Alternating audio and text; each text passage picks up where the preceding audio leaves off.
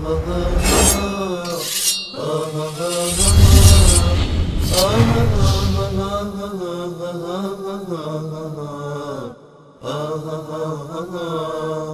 کلیپ خیلی جالبی داریم خدمتتون که با عقیده این آخوندهای مشرک، این آخوندهای بیدین بیشتر آشنا بشید. من کلیپی از من اینجا خدمتتون پخش میکنم، بعد از اون کلیپ دیگری از به نام پارتی بازی در سکرات الموت که احمد جان انشاءالله پخش خواهند کرد. این کلیپ ها رو ببینید و با خودتون تفکر بکنید، تدبر بکنید که چگونه این آخوندهای زندیق، این آخوندهای بیدین با دروغ‌هاشون، با تهمت به الله سبحانه و تعالی و به کتاب الله و به ائمه اهل بیت علیهم السلام میخوان که خزعبلات و دروغ‌های خودشون رو به مردم بقبولانن. کلیپ اول رو با هم میبینیم. امامی که از مقامات بلند او که بیانگر عظمت ممتاز شخصیت اوست این است که بر تمام نعمت‌هایی که تمام موجودات از آن بهره مند میشن برای ادامه حیات مادی و معنوی خود، بله، بر تمام این نعمت‌ها امام ولایت دارد. یعنی اگر امام اراده کند فلان نعمت به فلان موجود نرسد، نمیرسد، چون خدا فلان نعمت به فلان موجود نرسد، نمیرسد. امام ولایت دارد. یعنی اگر امام اراده کند فلان نعمت به فلان موجود نرسد، نمیرسد، چون خدا به اراده او اراده میکند. به فلان موجود نرسد، نمیرسد، چون خدا به اراده او اراده میکند. اگر امام اراده کند به یک کسی که همه بر علیه او بسیط شدن، همه میخوان او رو به زمین بزنن، او به یک مقامی، به یک ثروتی، به یک مقام معنوی، به یک مقام علمی برسد، امام اراده کند خدا به اراده او اراده میکند و او به اون مقام میرسد. اراده امام فوق اراده خداوند است. خدا اراده کرده فلان چیز به فلان بنده نرسه، اما امام اراده کرده که برسه. خداوند به اراده امام اراده میکنه، چون اراده امام فوق اراده خداوند است. شما رو به خدا اگر ابو جهل و ابو لهب در این روزها زنده بشن و این حرفا را از طریق شبکه‌های ماهواره‌ای شیعه بشنوند، روزانه چقدر باید اینا خدا رو شکر بکنن که در اون زمان رسول الله صلی الله علیه و سلم از دنیا رفتن و مرتکب این شرکیات و کفریاتی که اینا شدن نشدن. کلیپ دیگری خیلی جالب و خنده داره، کلیپ هم با هم ببینیم. البته قسمت‌های از این کلیپ رو با هم خواهیم دید و بعد از اون انشاءالله من خدمت شما خواهم بود.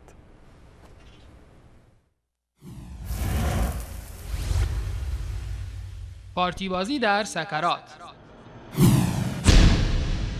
بینندگان گرامی، در این کلیپ ملاحظه می‌فرمایید که این آخوند مانند مشرکان مکه قائل به پارتی بازی در نزد الله متعال است، زیرا وی و امثال وی الله متعال را آنطور که باید نشناختند و ادعا می‌کند بعد از اینکه ملک الموت برای گرفتن روح آقای حائری آمد به دستور امام حسین برگردانده می‌شود و ادعا می‌کند امام حسین رضی الله عنه به او زندگی دوباره بخشیده است.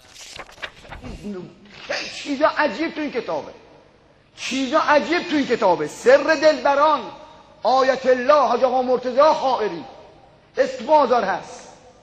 ایشون تو این کتاب می‌نویسه، میگه بابام برام نقل کرد و من یادم 40 سال قبل مرحوم آیت الله عراقی رضوان الله علیه تو خطبه نماز جمعه مسجد امام، تو خطبه نماز جمعه این تیکلو فرمود. من از آقا عراقی هم شنیده بودم، بعد دیدم این آقازاده بزرگوار تو این کتاب نوشته. تو این کتاب نوشته. گوش کن، این چیز قشنگی بود اومد که بسمونه دیگه روزه بخونید. عشقم به ایشون میگه بابا برام نقل کرد، فرمود که در جوانیم که در کربلا درس میخوندم، حائر کربلا درس میخوندم، تازه ازدواج کرده بودم، جدید ازدواج کرده بودم، شب سه‌شنبه بود خواب دیدم. ای بابا بازم خواب. آقایون نصف دینشون رو از خواب میگیرن. کتابش موجود است، چاپ شده. شب سه‌شنبه خواب دیدم بهم گفتن آقا عبدالکریم آماده باش 3 شب دیگه بیشتر زنده نیستی. به حاج آقا وحی میشد؟ من از خوابی بیدار شدم گفتم یعنی چی؟ 3 شب دیگه بیشتر زنده نیستم من. جوون 23 ساله تازه ازدواج کرده میخوام درس بخونیم حالا ما کار داریم ما یعنی چی هست؟ چیزیش نگرفتم. مشغول درس و بحث و مطالعه و مباحثه و یادم رفت. روز جمعه شد، شب سه‌شنبه، شب چهارشنبه، شب پنجشنبه جمعه. روز جمعه رفقا گفتن بیا بریم خارج از شهر کربلا تو باغ آسد جوادنامی که نمیدونم چی بوده. بریم اونجا تفریح، خسته شدیم از درس و بحث و جمعه را بریم بیرون از شهر تفریح. رفتیم. نهارا که خوردیم من دیدم به قول به زبان اصفهانی مورکم داره میشه. داره انگار داره سرد دارم میلرزم انگار سردم شد. هی سرد و دو دم نه بابا قصه جور دیگه است. تب کردم و بدن داره میلرزه و فشار رفت بالا و لرزش رفت بالا و هر کاری میکنم کنترل کنم دیگه نمیشه و یادم آمد که شب سه‌شنبه خوابم گفتن 3 شب دیگه بیشتر زنده نیستی آماده شو. به رفقا گفتن بله. گفت من یه همچی خوابی دیدم و مثل داره ظاهر میشه من قراره بمیرم یلا جمع کنید برید توشم. جمع کردیم و سوار و منم ثانیه حالم بد میشد. آش عبدالکریم حائلی ثانیه حالم بد میشد. وقتی رسیدیم به شهر کربلا و گنبد آدم گفتم السلام علیک یا ابا عبدالله. آقا من مهمون تو هم تو این شهر. من جوونم من غریبم. یزد کجا کربلا کجا؟ آره همش کرب و بلاس یأس نداره. من غریبم من جوونم من اومدم درس بخونم من بابا تازه ازدواج کردم منم که میدانم تو قدرت مطلق خدا تو بازوته. یعنی خودت یه خدا دیگه هستی؟ استغفرالله. منم که میدونم خدا همه کاراشا به تو واگذار کرده. حاجی کوتا بیا مردم بهت میخندن ها. همه کار دستگاه خدایی همه کار دستگاه خدایی فعال ما یشا دستگاه خدایی فعال لما یشا. پس چرا از پس لشکر شمر بر نیامد؟ خدا به اذن و اجازه و همه چیز داده. انذیتک خدا به تو گفته تشو کمکم کن. یعنی پارتی بازی کن نمیرم. اومدیم تو شهر رو بردیم تو خونه منو خوابوندند و از هوش رفتم محتضر آماده شدم برای مردن. یه وقتم 2 ملک اومدن تو یکی نشست این طرف یکی نشست اون طرف این وریه به اون وریه گفت یلا شروع کن قبض روح. آخه قبض روح از پا شروع میشه. فرمود این ملک به اون ملک گفت ردشم. فرمود این ملک به اون ملک گفت قبض روحش کن بریم. جور از پا شروع میکنه اومدن بالا پا از حرکت میفته سرد میشه آروم آروم آروم آروم تا میرسه به اینجا و خفه میشه آدم خلاص میشه. گفتش که حتی اذا بلغت التراقی و قیل من را و التفت الساق بالساق و ظن انه الفراق. بخونید قرآن. حاج آقا و ظن انه الفراق بعد از اذا بلغت التراقی و قیل من راق هست نه بعد از والتفت الساق بالساق. برو مکتب خونه یکم قرآن خوندن یاد بگیر. پا بنا میکنه دیده گوست انداخت سرش که برن پاشن اینطوری میکنه التفت الساق بالساق و ظن انه الفراق. حاج آقا بازم که آیه رو اشتباه خوندی. همین الان بهت گفتم که. فرمودن که این ملک به من گفت قبض روحش کن بریم. اون گفت نه هم یه مقدار از عمرش مونده زوده ی خورده. لا یستأخرون است 1 ثانیه کم و زیاده میشه سر ثانیه. اما اگه امام پارتی بازی کنه 100-200 سالی شاید زیاد بشه. سر ثانیه لحظه ای که قرار است تو قبر بخوابی محال است تو رخت خواب بخوابی. اما اگه امام پارتیت بشه تو رخت خواب هتل 5 ستاره هم میتونی بخوابی. گفت قبض روحش کن بریم. گفت یه مقدار از عمرش مونده صبر کن. همینقدر که گفت یه مقدار این گفت شروع کن اون گفت یه مقدار از عمرش مونده صبر کن. دن یه ملکی دیگه اومد تو به این 2 ملک سلام کرد. گفت شما مال اینجا مال چی اومدید اینجا؟ گفتن ما به امر خدا اومدیم قبض روحش کنیم. گفت ولی منو امام حسین فرستاده است. دیگه این آخرش ها. کتاب موجوده تو بازار، فقیهی مثل حاج آقا مرتضی حائری نوشته. مگه مرتضی حائری دروغ میگه؟ نمیگه که. شوخی نیست. یا اهل العالم اگه دارید تو اصحاب مسجد بیارید. واقعا همچین دروغی رو هیچکی نگفته. نیست. حقا که نیست. گفت من امام حسین فرستاد، گفت برو بهشون بگو قبض روش نکنی، من از خدا براش عمر گرفتم دوباره. امام حسین برا خودش و بچه‌هاش نتونست عمر بگیره ها. گفتم ما رو خدا فرستاده. گفت آخه من حسین فرستاده. نعوذ بالله. از خدا هم قدرتش بیشتره؟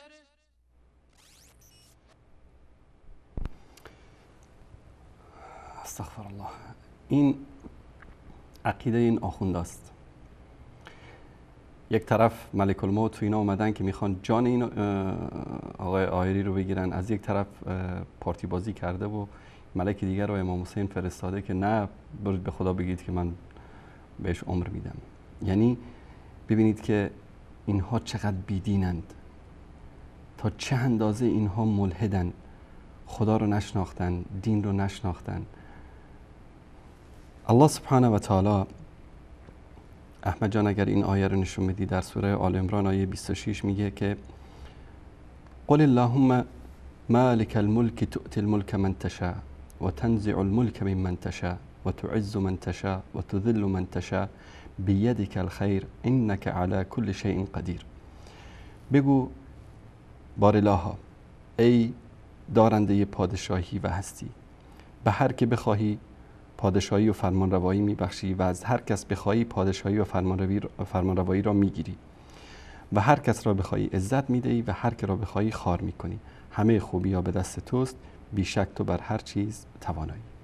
این است الله سبحانه و تعالی، پروردگاری که من و شما و همه مسلمانان منهای آخوندا بهش اعتقاد دارن. الله سبحانه و تعالی با اون علم غیبش میدونست که در آخر الزمان جونورایی مثل این آخوندا بر روی کره زمین رشد میکنن که این گونه افتراعات و دروغ ها رو به الله سبحانه و تعالی و به اهل بیت رسول الله صلی الله علیه و سلم میبندن. به خاطر همین مثال هایی در قرآن زده که یکی از این مثال ها رو احمد جان اگر نشون بدید، در سوره انبیاء آیه 21 به بعد، در اینجا الله سبحانه و تعالی میگه که هم اتخذوا آلهة من الارض هم ینشرون. آیا معبودانی از زمین برگرفتند که آنان مردگان را برمیانگیزند؟ یعنی اشاره میکنه به مشرکین، به این آخوندا و امثال اینها که بندگانی رو به جای الله سبحانه و تعالی در زمین میپرستن و ادعا میکنن که اینها مرده ها رو زنده میکنن. الله سبحانه و تعالی چه مثال میزنه؟ میگه که لو کان فیهما آلهة الا الله لفسدتا. اگر در آسمان و زمین غیر از الله سبحانه و تعالی پروردگار دیگری می بود، علیه بالله خدای دیگری می بود، زمین و آسمان اردو به فساد کشیده می شدن، تباه می شدن. فسبحان الله رب العرش فسبحان الله رب العرش عما یصفون. پاک است، منزه است الله سبحانه و تعالی از این تهمت هایی که اینا میزنن، که الله سبحانه و تعالی پروردگار عرش بزرگ است. الله سبحانه و تعالی در آیه بعدی صفتی از صفات الله سبحانه و تعالی را بیان میکنه که میگه لا یسأل عما یفعل و هم یسألون. از آنچه که الله سبحانه و تعالی انجام میده کسی حق نداره که بازخواست بکنه، اما الله سبحانه و تعالی ما را از آنچه که انجام میدیم بازخواست میکنه. ام اتخذوا من دونه آلهة قل هاتوا برهانكم هذا ذکر من معی و ذکر من قبلی بل اکثرهم لا یعلمون الحق فهم معرضون. آیا به جز او معبودانی را برگزیدند؟ بگو دلیلتان را بیاورید. این پند کسانی است که با من هستند و پند آنان که پیش از من بودند بلکه بیشتر آنها حق را نمی‌دانند مانند این آخوندها، لذا آنها از آن روی گردانند. این آیه مثالی بود از جانب الله سبحانه و تعالی که اگر در زمین و آسمان 2 تا خدا می بود، اینا که 12 تا خدا رو، یا به قول اون آخوند یوسفی خدا 14 تا خدا مثل خودش آفرید که همه صفات خدایی رو دارن فقط خدا نیستن. خدا 14 تا خدا مثل خودش آفرید. ما کلیپشو بارا پخش کردیم. الله سبحانه و تعالی میگه اگه 2 تا خدا بودن دنیا و زمین و آسمان به فساد کشیده میشد. خب یکی میگفت جانشو بگیر، دیگری میگفت جانشو نگیر. اینا 14 تا خدای دیگه درست کردن به غیر از الله سبحانه و تعالی. در آیه بعدی در سوره مومنون آیه 91 در اینجا الله سبحانه و تعالی ذکر میکنه مسیحیایی رو که به 3 خدا اعتقاد دارن و این دلیلی است برای حجتی است برای روافضی که به 14 تا خدا اعتقاد دارن. میگه که ما اتخذ الله من ولد، الله سبحانه و تعالی فرزندی نداره، فرزندی نگرفته. و ما کان معه من اله، و امرای الله سبحانه و تعالی معبود دیگری، پروردگار دیگری نیست. اگر اینطوری می بود که خدای دیگری می بود غیر از الله سبحانه و تعالی، در ادامه آیه ببینید که الله سبحانه و تعالی چقدر زیبا میگه اذن لذهب كل اله بما خلق ولعلى بعضهم على بعض. اگر اینطوری می بود هر خدایی اون مخلوقاتی رو که خلق کرده بود با خودش میگرفت و میبرد و طبعا وقتی در این صورت میشد بعضی بر بعضی دیگر برتری میجستند. سبحان الله عما یصفون، الله سبحانه و تعالی پاک است از آنچه که وصف میکنن. این آیات الهی است در اثبات این که صاحب اختیار، ما در ببینید بارها گفتیم نماز میخونن، در هر رکعت نماز سوره حمد رو میخونن اما تفکر و تدبر نمیکنن. ایاک نعبد و ایاک نستعین میگن اما به این آیات عمل نمیکنن. در قرآن کریم در آیات متعددی الله سبحانه و تعالی این رو ثابت میکنه برای ما که مالک الملک، مالک یوم الدین، مالک زمین ها و آسمان ها، مالک همه انسان ها، صاحب اختیار همه چیز در آسمان ها و زمین ها الله سبحانه و تعالی است. اما اینها چون با از قرآن بیگانه هستن این آیات رو یا میبینن و بهش توجه نمی کنن یا اصلا خبر ندارن از قرآن کریم. دیگر این که الله سبحانه و تعالی برای هر انسان یک وقت معینی، اجل معینی رو تعیین کرده. در آیه 145 سوره آل عمران الله سبحانه و تعالی می‌فرماید که ما کان لنفس ان تموت الا باذن الله کتابا مؤجلا. میگه که هیچ کس جز به فرمان الله سبحانه و تعالی نمیمیرد، سرنوشتی است معین و مشخص شده. یعنی الله سبحانه و تعالی سرنوشت هر انسانی رو که کی میمیره، چطور میمیره، در چه ساعتی، در چه ثانیه‌ای، اینو الله سبحانه و تعالی مشخص کرده، کسی در این دخل و تصرف نداره. در آیه بعدی سوره اعراف آیه 34 الله سبحانه و تعالی میفرماید که لكل امه اجل فاذا جاء اجلهم لا يستأخرون ساعة ولا يستقدمون. برای هر امتی زمان معینی است که اجل بهش میگن، پس هنگامی که اجلش هم فرا رسد نه لحظه‌ای تأخیر می شود و نه لحظه‌ای پیشی می گیرد. این است در مورد اجل. رسول الله صلی الله علیه و آله و سلم در آیه دیگری که در سوره یونس آیه 49 است مورد خطاب قرار می گیره که قل، بگو، لا املک لنفسی ضرا ولا نفعا الا ما شاء الله. بگو که من مالک ضرر و نفعی برای خود نیستم مگر آنچه که الله سبحانه و تعالی بخواهد. لکل امت اجل، برای هر امتی وقت معینی است، اجل معینی است. اذا جاء اجلهم فلا یستأخرون ساعة ولا یستقدمون. وقتی که اجلشون فرا برسه نه جلو میره نه عقب در همون وقت معین الله سبحانه و تعالی جان اینها رو میگیره. این آیات الهی بود در رد این آخوند رافضی که ببینید چگونه الله سبحانه و تعالی رو میخوان برای شیعیان معرفی بکنن. یعنی این کاستن از قدر الله سبحانه و تعالی در مقابل بالا بردن قدر ائمه. البته این بالا بردن قدر ائمه نیست، این توهین به ائمه است. ائمه بیزارند از این شرکی که اینا میورزند، بیزارند، ولکن اینها به خاطر اینکه ضربه بزنن به اسلام، ضربه بزنن به دین الله سبحانه و تعالی، همونطوری که در قرآن کریم حالت اینا را الله سبحانه و تعالی بیان میکنه، میگه که و ما قدر الله حق قدره، الله تعالی را اونطوری که باید و شاید اینا قدرشون ندونستن، نمیدونن اصلا الله سبحانه و تعالی کیست، چه ذات مقدسی است. نمیدونن که الله سبحانه و تعالی پادشاهی همه کائنات و موجودات و آسمان ها و زمین ها و کهکشان، تا از کوچکترین ذره در کون گرفته تا بزرگترین ستاره و سیاره کهکشان ها، همه اختیارات اینها در قبضه الله سبحانه و تعالی است. اما چی میشه کرد با آخوندهای بیدینی که الله سبحانه و تعالی رو نشناختن و این گونه توهین میکنن به ذات اقدس الهی؟